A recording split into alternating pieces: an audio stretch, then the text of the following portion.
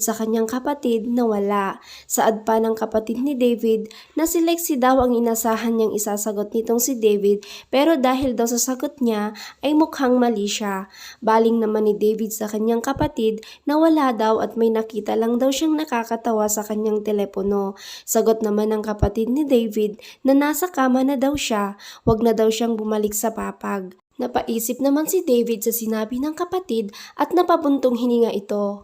Samantala, sa ospital ay masayang ikwinento ni Dr. Santi kay Jill na ikakasal na daw ito sa 1 linggo. Saad naman ni Jill kung may maitutulong daw ito. Pangiti namang sumagot si Dr. Santi na all set na daw ito. Habang masayang nagkwekwentuhan sina Jill at Santi ay napalingon si Jill kay Claire. Tinanong ni Jill si Santi kung kailan daw ulit ang schedule ni Gio kay Claire para magpa-check up. Dagdag pa nito na kailangan daw niyang malaman na hindi nahahalata ni Claire na alam ni Jill na nagpapacheck up si Gio sa kanya. Ayon naman kay Santi na siya na lang daw ang magtatanong.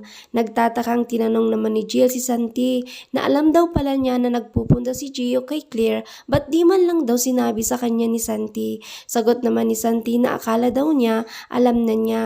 Dagdag pa nito na naas sa doktor, confidential daw ang pagpapatingin ni Gio sa doktor. Giit naman ni Jill na marami lang daw siyang mga tanong na kailangan ang sagot. Napagdesisyonan nga ni Doc Jill na kausapin at imbitahan ng dinner si Claire. Wala namang pag-aatubiling pumayag ito. Habang masarap ang usapan ni na Doc Jill at Doc Claire ay hindi sinadyang nakwento ni Claire na magkasama daw sila noon ni David sa choir. Napatawa naman itong si Jill at hindi nga ito makapaniwala dahil sundonado naman daw itong si David. Sabi naman ni Doc Claire na oo, kumanta pa nga daw itong si David noong kasal nila ni Lexi at ibinigay nga ni Claire ang kanyang telepono at ipinanood ang video sa kanya. Seryoso namang pinanood ito ni Jill at ayon nga, naalala niya ang kasal nila noon ni David at lahat ng mga matatamis na pangako sa kanya noon ni David.